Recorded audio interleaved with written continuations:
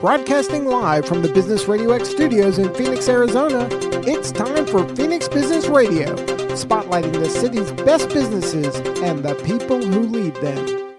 Welcome to the Future of Work, Water Cooler Conversations radio show and podcast, where local business leaders share how they integrate humanity and technology through innovative approaches, healthy culture, flexible workspaces, and seamless virtual technology.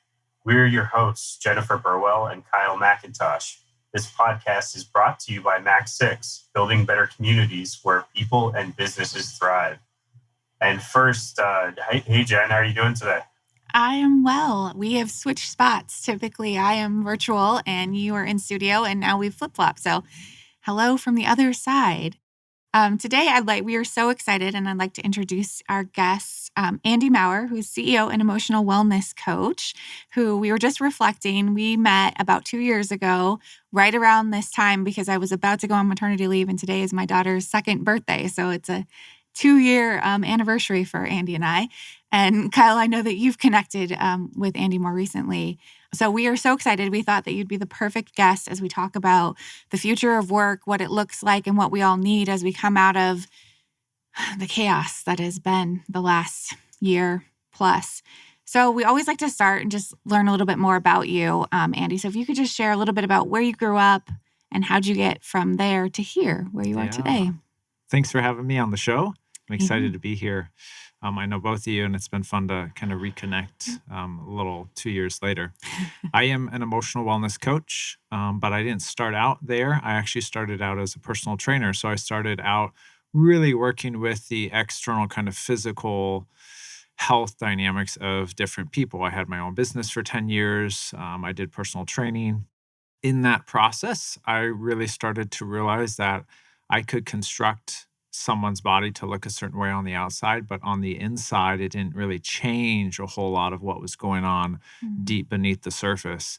And those were actually the harder things to change. And that inspired me to want to go back and not only go back for therapy or for counseling, but also really start to do a lot more deeper work for myself. At that time, as I went through my graduate program, I was doing 2 master's degrees at the same time, and I had 3 jobs, and I had a newborn at home, and I had to come face to face. I had previously, but I think more recently, kind of in the early stages of marriage and having kiddos, and face to face with the reality that, wow, I'm on this treadmill of performance, and I'm afraid that if I don't get it right, if I don't perform, if I don't be somebody, who would want me or who would value me for what I have to offer? I always felt like I had to put a nugget out there or have something to offer in order for people to want to, stick around. And I really had to face that and deal with that.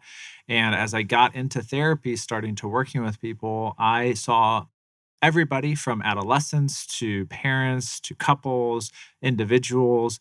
But as time went on, I started to see one clientele a lot, and that was business leaders. And they kept coming in and with similar issues, not always the same, but similar type issues. And I could connect with them because some of their similar issues that they were facing, I also felt in my own life. As a therapist, you spend the majority of your time not talking about yourself, but really showing up for the person across the room. And I realized for these leaders, that's essentially what they're doing in their lives and in their work is they're constantly pouring out for others, and yet no one is kind of above them to pour into them on an emotional level. And within that, there's a lot of spaces inside that they felt like they had to sheer up and kind of armor up against because they had this image and this persona. And the thing that happened is the higher they went up into success, the more money they made, the more influence they had, that world inside actually got more pressure. It got smaller. So their ability to be authentic and real with others, with their family, was harder. And I made a decision to jump out on my own to be an emotional wellness coach for leaders because I wanted to be that person to come above leaders so that they have a place to open up and to share what's actually happening on the inside so that in their pursuit of success, which I want for them, they don't lose the most important things in their life. And that was really important to me because I saw so many leaders pursuing success and then looking back 10, 20, 30 years later and realizing, wow, I lost my family, I lost my relationships, I lost everything that I can't buy with money. And I think that it doesn't have to be that way. Yeah, it's so interesting. There is a lot there, and I have so many questions in my head. And when we first spoke, I think it was the first time that I really thought about leaders in that way, that it's lonely at the top, right? And you do feel like leaders feel like they have to know the answers, and they have to lead, and they have to, give support to all of the people that they're responsible for, that they work with, and who does that for leaders. So it is interesting. And a lot of the leaders that I know in my life have experienced those similar things and haven't had an outlet of where to turn. So I think it's really, really valuable work. And I was so excited to meet you a few years ago. But if we go back, we always like to start a little bit earlier. If we go all the way back, like, where did you grow up? Because we want to understand how did you even get on the track of physical training?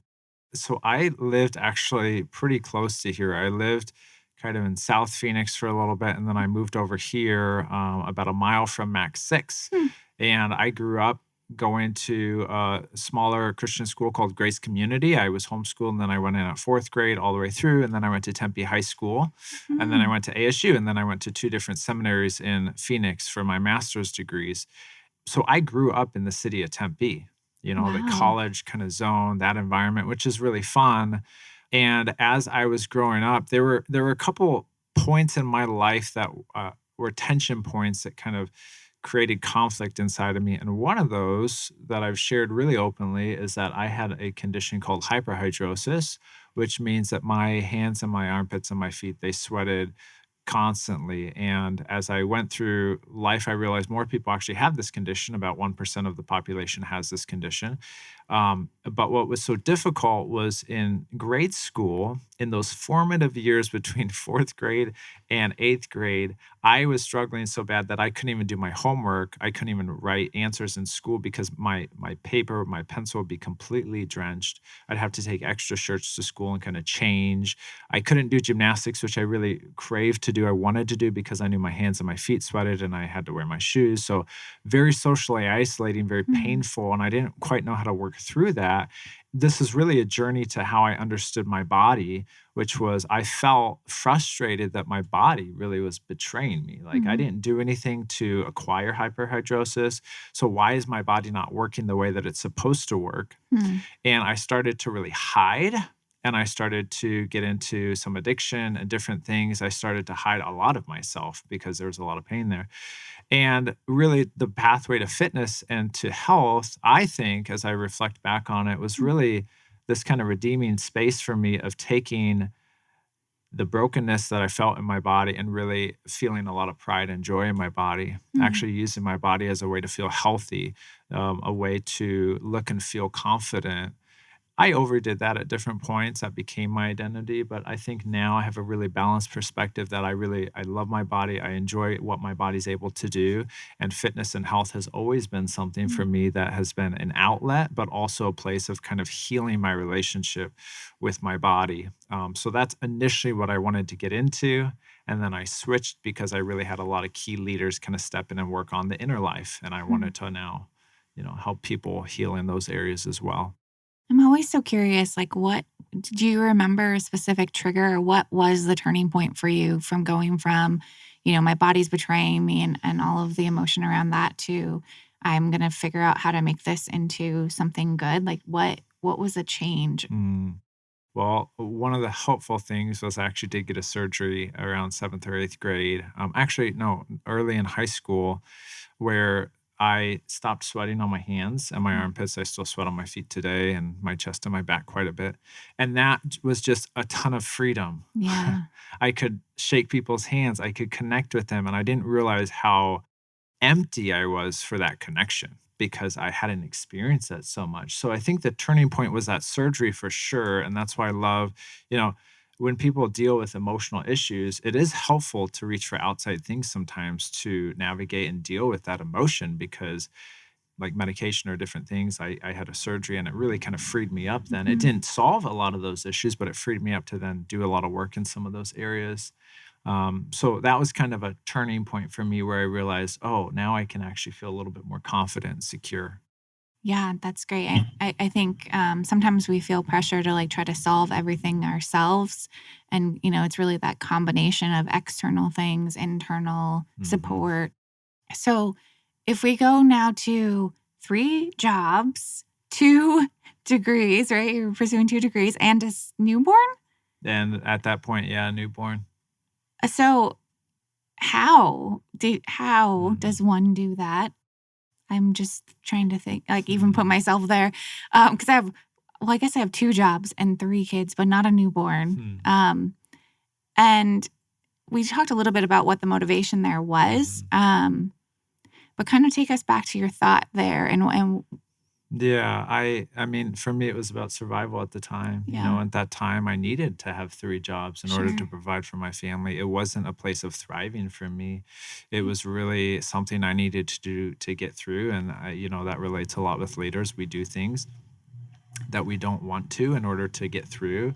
It's just we have to know that that is a season and not a lifelong choice. If we are in survival life our whole life, that's different than acknowledging I'm in survival right now and I don't know how long I'll be in that, but this is a season and I don't want to stay here, but I kind of need to be here in this place of survival. So I didn't know that at the time until I reflected back, and survival's okay. Survival's actually a really good thing. People who can't survive, they don't make it. So I never shame a leader when they're in a state of survival. I just say, let's make sure that this doesn't become a way of being, if this is a stage of life. So how I made sense of that, excuse me, I'm built that way.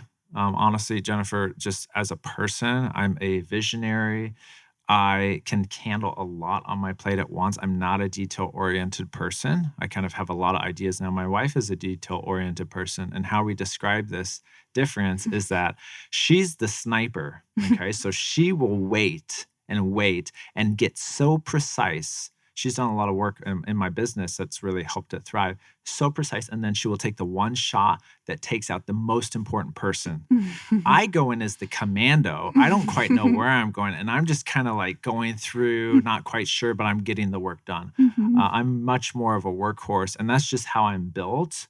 In that, there are some fallacies in that and some kind of weak points, but I've really learned to not be ashamed of that, but really lean into that and realize I can handle quite a bit. And that trained me to learn how to handle a lot of intensity and complexity. And I'm thankful for that today because I have to deal with a lot of kind of heavy and complex things. That's a great analogy. And it gets to finding the real, I mean, skill sets isn't quite the right word, but the real great attributes about each person and how we work together. And the analogy that Jen and I use in our working relationship is that I'm a balloon that's kind of floating up high and almost a little bit too high sometimes. And she's this rock that makes sure I don't totally fly away. When you find people that share different attributes than yourself, it works so well because you kind of need that balance between it's not good or bad, but it's just, hey, let's work at what we're both great at and focus there. Yes, absolutely.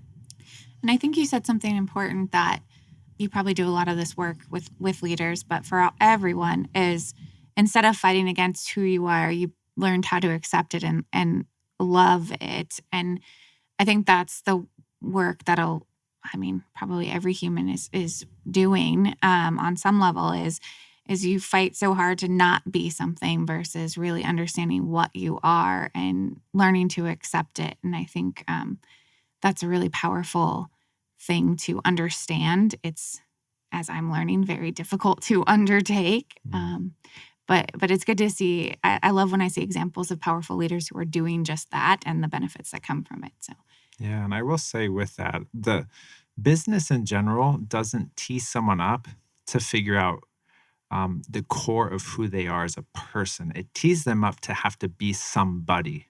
Okay. So when you're a CEO or you're a founder, you step into this cultural role, or we all have these preconceived notions of what a leader is. And they usually come from, how we saw leaders in our own life. And it's more about the thing that I see with a lot of leaders is they're working so hard like a coat to put on leadership every day. And it is exhausting and it drains them. And it's outside of their wheelhouse, some of the things they're doing, instead of recognizing Andy is a leader in his unique way. How do I bring him front and center and to let him really move forward as that being enough? So it's really kind of this working from or working towards. Are you working towards your sense of self-worth and trying to be the leader? Or are you acknowledging, I am a leader, I am built for leadership in who I am? It might be different than that other person. And you live out of that identity rather than trying to acquire an identity. That's going to burn you out and that's going to cause exhaustion.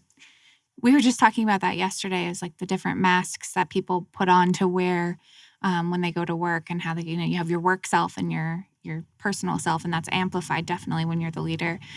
How do you think leaders can help their teams and their employees live authentically and show up like from their whole person and not put that mask on as well? So I think it's changed over the years. I think now, I think in other generations, you could not be integrated, which means you could live a completely different lifestyle on the inside and you could say or do things on the outside and get away with it a lot easier. You could communicate to your team what you need from them and then live a completely different lifestyle. Now, I think people are more emotionally intelligent in a lot of ways and sensitive and connected to that they want a leader that is congruent from the outside to the inside. So I was just talking to my wife about this last night. I said, man, the work that I do is so difficult. And it's not difficult because I have to learn a lot. The craft of it, the actual technical skills of being a coach it's not that hard. You can read books, but to be the type of person, to be the type of presence that allows my client to open up or to share or to feel safe or to go to those deeper places, that is the hard work. So it's much more about how I am being, and it's a lot less about what I am doing. And that is the most difficult thing for leaders to kind of wrap their head around. I was just talking to someone the other day, and I communicated to them, what do you want for your clients? And she said, I want them to feel a sense of freedom to be who they are. And I'm like, do you have that same sense for yourself? And essentially, no, it was hard for her. But I told her, I said, all your language, all your writing, all your podcasts, everything that you communicate will come out of that. They will feel that. Okay. So if you aren't connected, I don't care how much language you use to make it look good, people will start to read the disconnect. So to answer your question, I really think leaders can be there for their people best by being congruent individuals. Okay. We've all seen the devastating impact over the last 5 years of celebrity type leaders saying one thing and doing one thing for years, and then their internal world is a mess. And what that does to culture, what that does to people, to families, is it's a reckoning in society and culture. It doesn't just impact that person. The ripple effect is infinite. And I don't think it has to be that way. Yeah. Curious, when someone comes to you, Andy, and says, or you talk to someone and you're exploring working with that person, what are you hearing? What are you selling? What is the value proposition? Is it generally someone that says, I'm a leader and I want to be a better leader for others, and so I won't need to work on myself so that I'm a better leader for others? Or are you still finding whatever version of, I want to look better on the outside, but I don't even know what's going on the inside, and I want to feel better as an individual, as a person, and by becoming better, I'll better serve everyone around me? That's a great question. I've been doing a ton of thinking on that, and that essentially goes into, who is my client? What are their issues they're struggling with? And I've really dissected this. Some people come in because their hair is on fire and they're in crisis mode. That's one type of individual. But the type of individual that I see actually get the most success and benefit out of the work that I do with them is the type of individual who has had some level of success. They've really reached a point where they have received that success, they've made it, and on the inside, they have, for the first time in a decade or 2 decades, looked back and realized, whoa, I made it, and at the same time, I feel so empty. There are things that are missing. My relationships are kind of imploding, or I don't have relationships. I don't feel close to people. I don't even know who I am anymore. I've acquired the success, which is fantastic, but I feel empty on the inside. And that is a very difficult place for leaders to arrive because there's so much shame in that. Think of how, if you acquired high levels of success and people think of you as, oh, he or she's really put together. How can they have any issues? They built a $60 million company.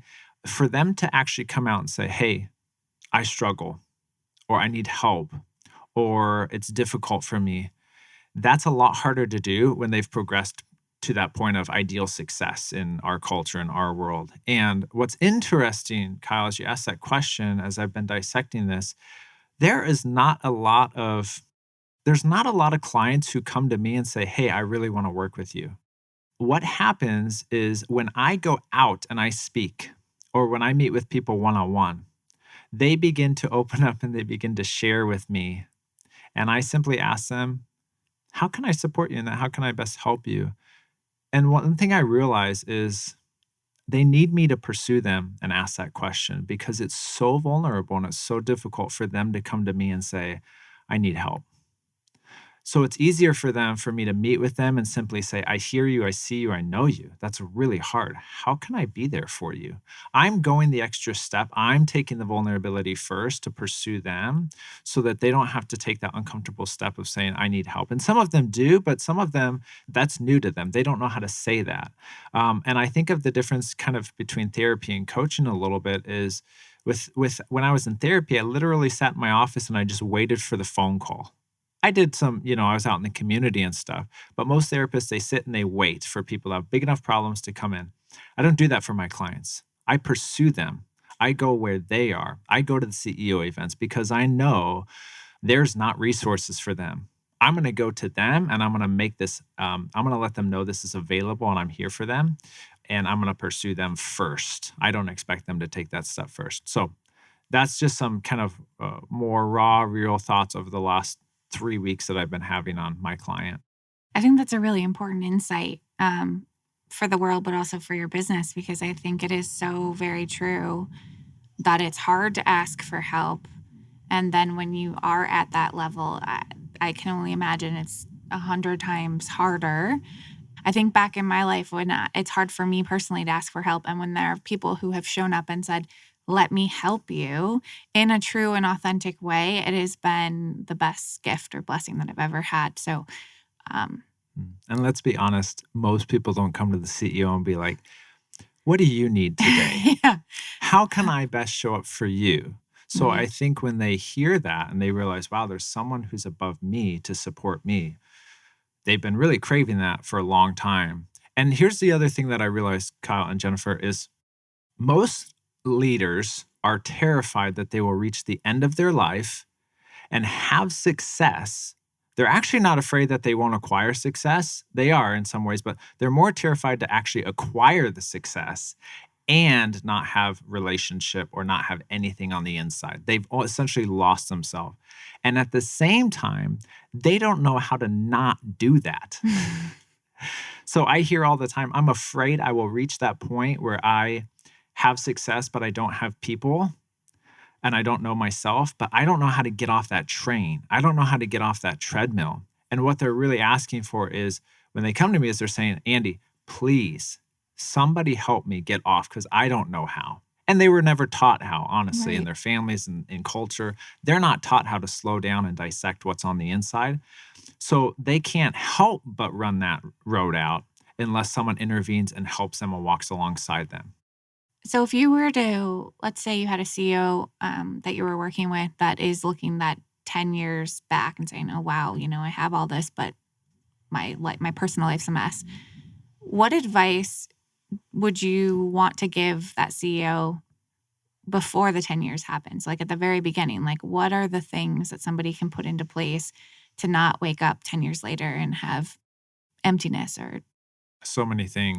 It's so different based on the type of person. Sure. I think generally what I would say is do the hard work to understand your story, where you come from and why you do what you do, so that you can change where you're going and what you choose to do. So I'll say that again. I would encourage someone, know your story and where you come from and why you do what you do, so you know better where you're going and choosing where you want to go rather than this subconscious treadmill. And research actually pans this out. A Harvard research professor found that 95% of decision making is subconscious. So when we talk about subconscious, there's the logical part of our brain, and then anything subconscious is subcortical. It's below the prefrontal cortex. So it's the amygdala, it's the brainstem, it's the emotional brain, it's the fight, flight, or freeze. And what he's essentially saying there is that part of our brain drives us. It's not the logic, it's all the emotion, it's all the pain, it's all the stress. And unless we slow down to acknowledge that, that's like a treadmill that just keeps running until we slow down. And Maya Angelou says, I did what I knew, but when I knew better, I did better. It's this understanding of consciousness of, if I can know my story, I can have the power to shift and change my story. But if I don't go there, it's running for me and I'm just on a treadmill that's instantly going and I can't get off.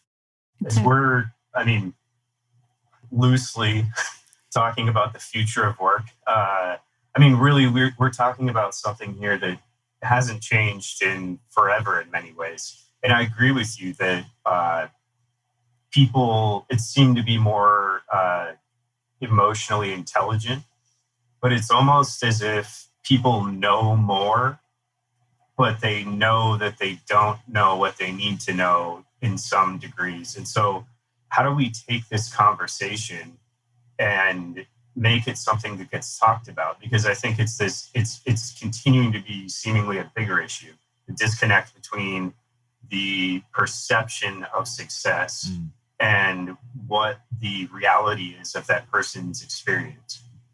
That's a great question. I don't know if I've cracked that nut, but I'll try. My vision is to work with the highest level leaders in business and entertainment. And the reason for that is because when you work with a leader, when I work with a leader and they experience some transformation, they change in who they are. There are leaders below them who look up to them and it gives them permission. If they went first, I can do it. We see this all the time. We follow leaders. So I'm going to try to go up as high as I can to change the culture up here. So then people below it, they can start being fed by those leaders, but then also look up and say, wow, if they did it, maybe I can do it too. And maybe I don't need to be ashamed to kind of do this deep inner work. And when you talk about the future of work, this is really fascinating. You said something kind of in the intro around what it means to be human and technology. I think there are two essential questions that leaders are going to have to figure out as technology becomes more integrated.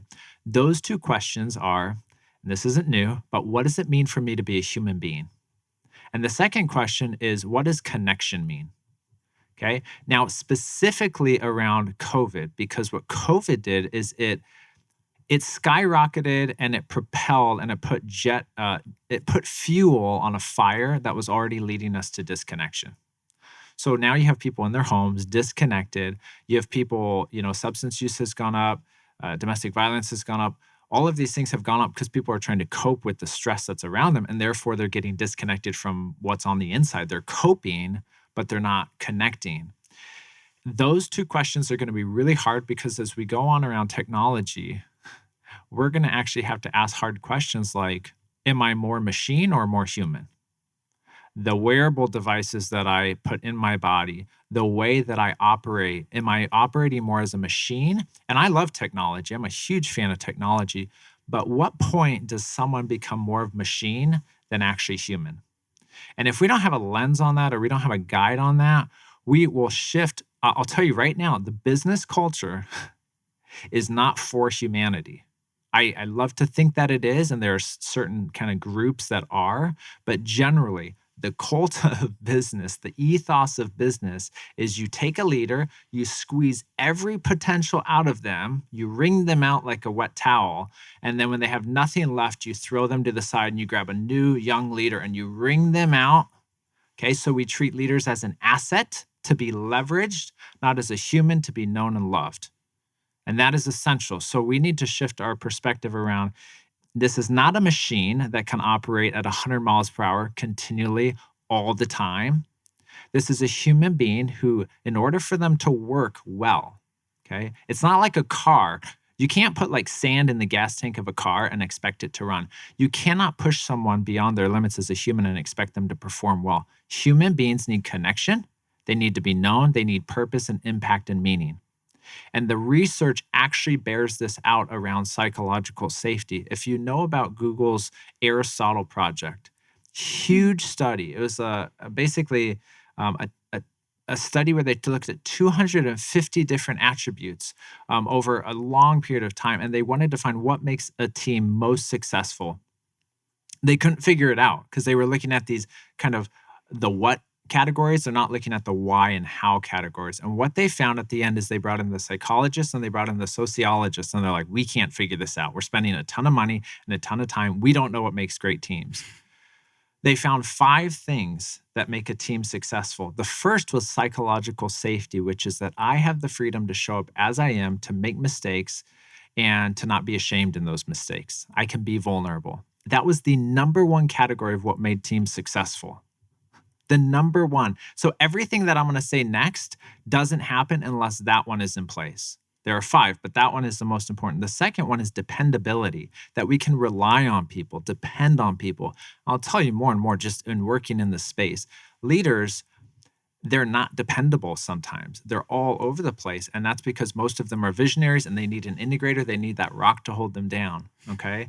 The third thing was structure and clarity. They needed to know where they're going. They needed to have clarity. The fourth was meaning, a sense of meaning in the work that they do. So now we're talking about a lot of hard issues. Okay. We're talking about a lot of who am I? What's my vision? What's my purpose in this world? And the fifth was impact. So really leaders, they need to move from success to impact. They need to be thinking about not how I'm going to be successful in this world, but how am I going to create an impact based on who I am and my uniqueness in this world. So 2 big questions around technology and humanity is, what does it mean to be human in an age of technological advancement? And then the second one is, what does it mean to actually connect with people, especially around COVID, because we just have been so disconnected? I see a huge opportunity in the business community, in wherever it comes from. And I've said this for a long time, that we went so fast with technology, and we're still going even faster. And we haven't caught up with our ability to humanize this. And so this technological revolution that we've been going through, at what point do we collectively say, we need to step back and have a humanization revolution? And how do we rehumanize? Let's pick on Facebook for a second, because it's easy, because everyone's doing it right now. They seemingly connected everybody, but it in some ways disconnected everybody at the same time.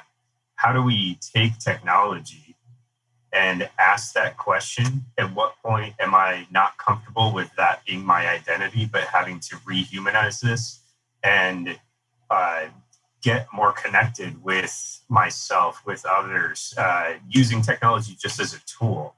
I think we are in a weird place where there's more questions than answers with all of that right now. But I think there's a huge opportunity out there. I think people can sort of see it, feel it, but they just don't know how to navigate it necessarily. Yeah, and that's a hard question. I don't know if I have quite the answers around that question. I do see, though, that something that is originally built to be good can take a turn and kind of start to deteriorate that connection that it was meant for. Technology is not evil in and of itself, okay? It's very neutral. It's a sense of it can be used in different ways, but I would love to see more people not just consuming the technology that's already out there, but thinking strategically about how to create technology that's going to bring about connection. How do we create technology that's going to help someone reconnect with themselves rather than just check out and, lose a sense of identity? So I'm really calling on a lot of entrepreneurs and leaders to say, don't just back out and don't just consume everything. Start creating the technology that you see as essential for bringing about a sense of humanity. And that's not a lot of my language. That's language from a guy named Andy Crouch, who's a brilliant kind of thinker on technology and space and how it gets integrated into how we think about humanity. So this all makes me think about, I was listening to a podcast a couple weeks ago from the the people who created the social dilemma. They were making their rounds, and they were talking about, kind of what we were talking about is this treadmill. And if you think about even 10, 15 years ago, the number of emails that we get 15 years ago compared to what we get now has grown exponentially, and the amount of response time and the expectation. So, as soon as you get that ding in your inbox, the expectation, or what we think the expectation is, what we feel is they need an immediate response. So our workday has gone from 8 or 10 hours to, around the clock, which is causing a lot of burnout for people, which we've talked on a little bit, but I'm sure you have lots of experience around burnout. And what are you seeing right now? Have you seen an increase in it? What's happening? Well, yes, I felt the increase of it in my own life. Christmas break was really a good point for me to kind of step back and take 10 days off, feeling kind of the burn of a really intense, fruitful, amazing quarter. But in all of those good things can be exhausting too. We forget about that, okay? Successes and wins can be emotionally exhausting. It's not just like hard things, it's also the highs, okay? So there are 4 things that I realize and that I've kind of found with the people I work with, the leaders I work with, that bring about burnout. The first is that natural stress shifts over and becomes toxic stress, okay? So stress is a really good thing. I want my clients to feel stressed. I want to be stressed. Stress helps us perform. It helps the logical parts of our brain activate. It releases adrenaline and cortisol. It helps us think creatively. But here's how stress should work. It should go up, and then it should come down. Toxic stress happens when our stress goes up and it stays up, up, up, up, up, up, and it never quite comes down. And that's a result typically of trauma, but it can also be a result of just intensified stress. Think of it like a cup that's filled up to the brim. If you don't know how to drain that stress, every drop on top is going to flood over into a sense of toxic stress. And if I define toxic stress, it is essentially prolonged and elevated levels of stress in the absence of deep connection. Now, let's pause and think about COVID for a second. Prolonged and elevated levels of stress in the absence of deep connection. COVID is a petri dish for toxic stress. I'm not talking about it politically and what's going on. I'm just saying the nature of it and what it's done to society is a petri dish for toxic stress. So that's the first thing. The second thing is there is a large distance between who you have to be and who you naturally are. Okay, and I talked about this a little bit before about kind of putting on the coat or just coming forward. If I felt today that I had to be the guy who knows everything about emotional health, and I had to be this persona and this personality, and I felt like when I came to this podcast, I had to put on something that I'm not naturally good at, or that is not naturally Andy, I would eventually lead into a sense of burnout. And this is hard for leaders because as a leader at the top, one thing I've seen and noticed is they have to be lots of things for lots of people. And it's not really who they are. They don't know who they are. They've just become everything for everybody. So there's a large distance between not staying in natural giftings and really moving to what other people need them to do. And there's a time and place for that. But the third thing is that what you show externally is vastly different from what you feel internally. So what you show externally is different than what you feel internally. So if I go around the office and I smile and I'm like, it's good, everything's great. How are you today? Oh, family's awesome. We're killing it. Blah, blah, blah. Inside, I feel lonely, depressed, scared, anxious, but I can't show that because I have this persona that I have to put out there. The further there's distance between those two dichotomies, the greater chance of burnout. And then the fourth one is intense highs and lows. Okay, it is really normal. Like the last quarter was like some super intense highs, some super intense lows. And that's actually what I think kind of tapped me the most is I had these really high highs and really low lows. It's when that's really normal in business. If you're in business, that's just the nature of it. It's when those high highs either become too frequent or they become too intense. Okay, that will tap you out. Emotionally and physically, our adrenal glands and cortisol cannot be excreted into our body so much before our adrenal glands kind of go into a fatigue. They use so much that they just shut down, and we call that adrenal fatigue. And it takes a lot of repair. Highs and lows are emotionally exhausting and physically exhausting. So if you can, space those out and make those a little bit lower. And leaders aren't good at that because they're prone to do a lot of things and pursue chaos, because that's the world that they typically know best. They don't know peace and they don't know rest. They know chaos, and that's actually where they thrive. And that's one of the things that makes them so resilient. But there's a time to be good at being resilient in chaos, and then there's a time for rest. So, Andy, that brings up a question. Is there a way that you can make your highs not so high and your lows not so low? Like, do you have, because a lot of times it feels external, like this is happening to me. So how do you moderate your highs and your lows? Celebrate your wins and don't bury your struggles. When we pass over our wins, when we're like, oh, that was a win, not big deal, it's just my biggest client I've ever got, I'm not going to get another one. When you kind of push those down, you don't get the boost, you don't get the energy, the identity that comes from, I did this. Wow, like I've worked hard for this. You celebrate the wins. And if you push down the heavy things, the losses, and you don't want to feel those, what we know is like a pressure cooker. Okay, so I have a little kind of DeWalt pneumatic air compressor. And after you fill it up, you're supposed to drain it after you fill it up, because it's not good to store all that in there. Okay, over time, it could rust and decay. We are very similar, where all of these hard things, if we keep pushing them down, that pressure intensifies, and we need a blow-off valve to at least feel and acknowledge. I would say the best thing leaders can do is just acknowledge, that was a really crappy week. That was really hard what happened.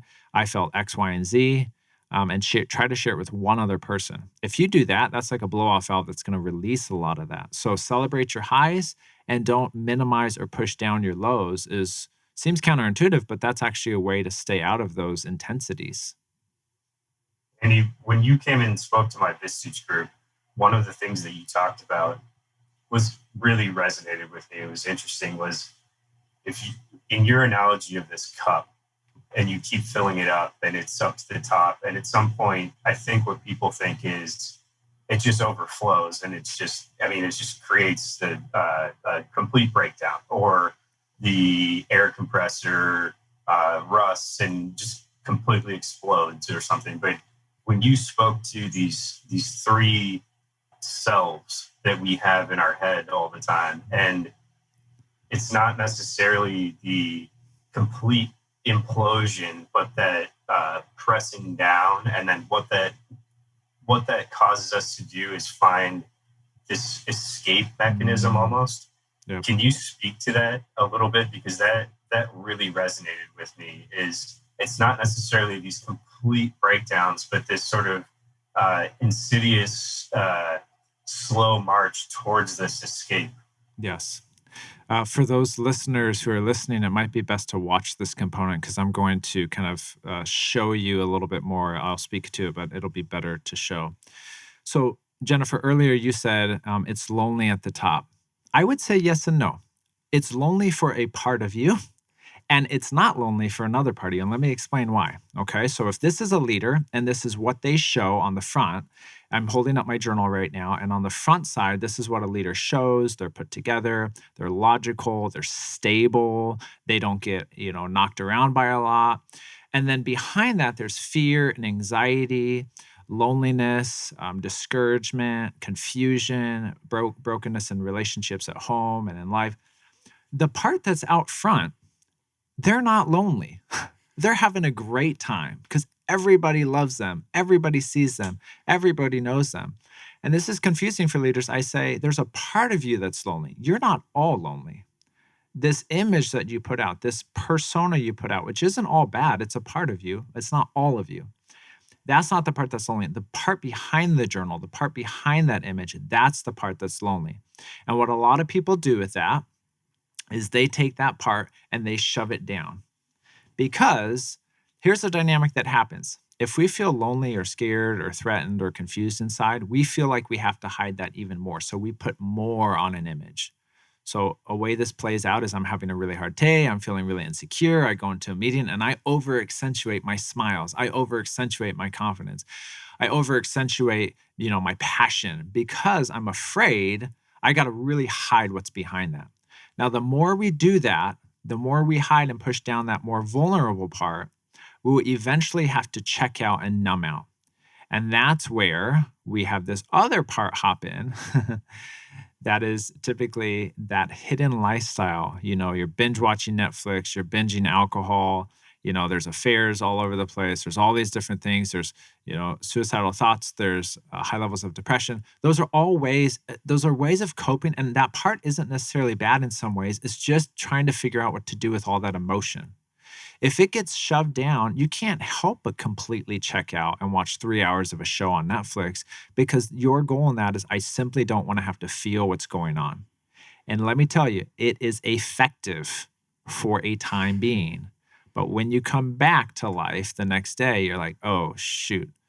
So then there's a lot of shame. And you have this cycle of, I feel a lot of vulnerability, I hold it inside, and then you release. Boom, something big happens in your life and you act out in some way. And then you're like, oh no, like I got to hold that together. That's really shameful. Then you hold it together and then it builds. And then boom, you act out again. And it's this cycle that happens over and over and over again. And how you get through this is not to cut off a part. It's to learn to welcome it and get to know it and understand it.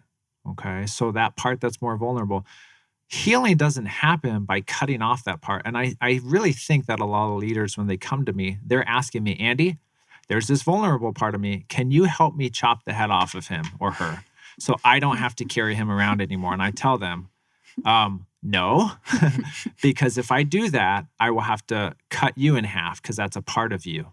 And I won't do that. I want you to be emotionally whole, which means we got to get to know that guy or gal and figure out, what do they struggle with? What do they need from you? What do they need from other people? Why do they carry those burdens? And when we can do that, that part will naturally calm down a little bit.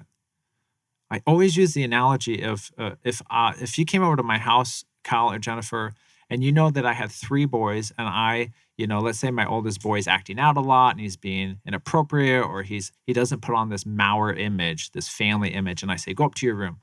And you come over and you're like, well, don't you have a 3rd son? And I'd be like, no, I don't know what you're talking about. He doesn't belong in this family. Imagine what he would feel like up in his room. Do you think that his loneliness, his anxiety, his fear would get better or increase? Definitely increase. Definitely increase. But if I go to him and I say, hey, you're a part of this family. I know you struggle. I'm not quite sure why, but you belong here. I welcome you here. Come to the dinner. We'll figure it out. His anxiety and his depression and his fear would probably minimize because of his ability to feel known and heard and connected. And we can do that to ourselves. So long kind of analogy, but that's basically what I was talking about, Kyle, when I came and spoke. And once again, these aren't all my thoughts. This is, something called internal family systems. These are all a bunch of models that I've learned. I'm the guy who just takes a bunch of things and makes something new from it. So nothing here is original, but I try to package it in a way that's kind of fresh and understandable. Super helpful. I have pages and pages of notes. So thank you for taking it all, packaging it in a way that definitely resonates and I can understand. So you've said it a couple of times that really what I'm gathering, the key is to really know thyself. But if a leader is listening to this and is like, wow, this is really me, what is the first thing that leader should do? Probably call you. Yeah, or call anybody. They don't have to call me. I'm not the best fit for everybody. So I think that I am good at what I do and I feel confident about what I do. But sometimes, there's other people who do better or just as good a job as me. I think if you're at that point, that's telling you the time is now. Life will get busy. Something else will come in and you will bury it and kind of move on. There are a couple types of people. When I typically speak, there's a category of people that doesn't want anything to do with what I have to say. They don't believe in it. They don't acknowledge it. They don't feel like they need it. That is not my client because they are not ready. When we talk about stages of change, I know all this because I was a personal trainer. Stages of change, someone who is not ready to change over the next 6 months. The only thing you can do for that person is continually feed them education, blogs, posts. You just get it into the culture, okay? So that's why I want to work with high-level leaders, because if we can get into the culture, we can start to shift those people to the next stage, which is I'm thinking about change in the next 6 months. I'm not quite sure what that looks like. And then there's the preparation stage, which is I'm ready for change. Okay, so you're kind of leading people along the stage. If you're in the stage where you're like, I think I'm ready to do this work, you are ready, the next thing you have to do is ask for help. Not everyone's going to pursue you like I'm going to pursue you. Okay. Now, if we meet and you start talking, I'll probably pursue you and ask kind of how I can support you. But the reality is you have to take that next hardest step and actually say, my time is now. I need some help. I don't know what's inside. Okay. That's the first thing you can do. And you can do that with a therapist. You can do that with me. You can do that with a lot of different people. But the biggest thing is that you acknowledge that and you move through that. Clients who don't face that don't progress in the coaching that I do with them.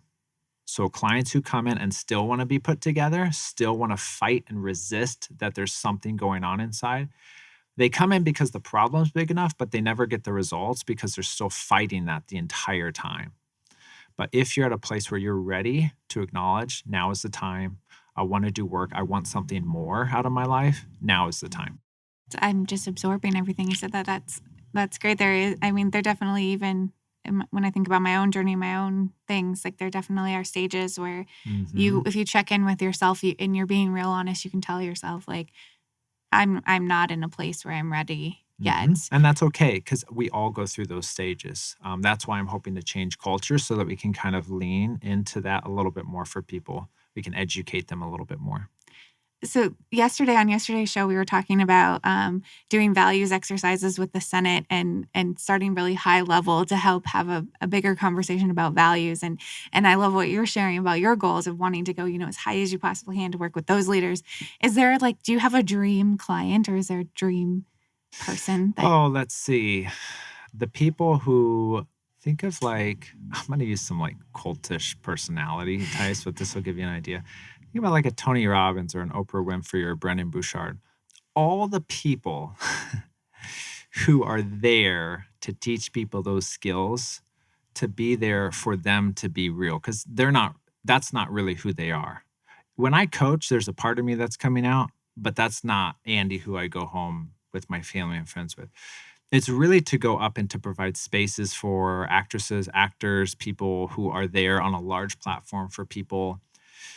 To let them know, hey, you got to have a space to process the things that you can't publicly in front of other people.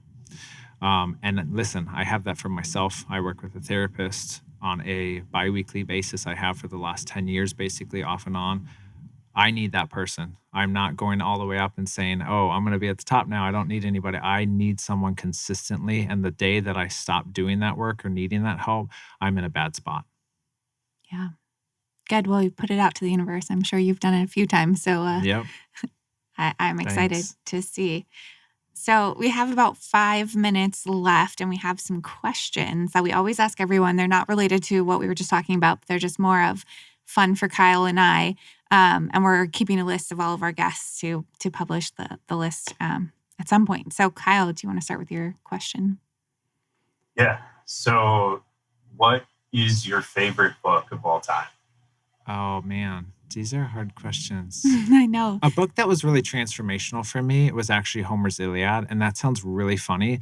But before that stage, I didn't think that I was good at learning or reading. And then I read Homer's Iliad and I really loved it. I named my son Achilles based on that book. So that book just really shaped me and it built confidence in me that I can read and understand complex books and kind of poetry type books. And it made me appreciate kind of the archaic literature that I really came to love and understand. That's awesome. I love the answers to these questions. It's fascinating. I know. And that is a big book and an undertaking. It is. And I will be honest, I got the book that has all the notes in the backs so that if I didn't know something, I could look back and it would give me an indication of what's going on, commentary. Yeah, I think that's important and probably a much richer experience than trying to exactly strong arm your way through the whole thing. All right. So for my question is, looking back in the last year, going through COVID, what's one life lesson or experience that you had or learned that you're going to take with you for the rest of your life or foreseeable future? Success and money is not something that you can just make happen. It's such a vulnerable process where you can't make someone book you. And the reason is I lost 90% of my income at the early stage of COVID because I was a public speaker majority. And then I had this booming kind of fourth quarter that I never expected. And I just planted seeds. I planted and I watered, and that's all I can literally do. And that has been the most freeing thing for me, is to not worry about what's coming in next month, but just to say, I'm going to plant the hell out of this ground and I'm going to water it like crazy. And I don't know what's going to happen, but I cannot control someone paying me money. I cannot make anybody do that. And that's a freeing experience. Yeah, that is so relatable and true. Yeah. And everyone who teaches you that there's marketing and there's different things you can do, but all that is watering. Anyone who gives you the solution that this is how you make money is lying, because you cannot make people give you money. Unless you're the IRS. Yes. But and even then, there are many people who do not. So point taken. Cut that part out. Yeah. Great, Andy. So for anyone listening, how do we connect with you, get in touch? Yeah, I'm on LinkedIn, so you can connect with me on there. My website is andymaurer.com. It's MAURER. Exciting news. I am working on getting a podcast up and running, hopefully over the next couple months. Really looking at shorter episodes, maybe 10 to 15 minutes, answering questions that I hear so frequently in my room from the real clients that I actually work with. I want it to be extremely tangible, precise, and then doing a couple interviews here and there. So I'm going to have some things coming up for people who want more. Awesome. Thank you, Andy. It was a fascinating conversation. I definitely got a lot out of it, and I'm sure anybody listening has as well. Thank you for listening to the Future of Work Water Cooler Conversations radio show and podcast with your hosts, Jennifer Burwell and Kyle McIntosh. We are off to continue building better communities where people and businesses thrive, and shining a light on local business leaders who are defining what a healthy and productive workplace looks like in Arizona and beyond. To be a part of the conversation, join us for a tour of the Max 6 Entrepreneurial Center in Tempe, Arizona, and go to max6.com.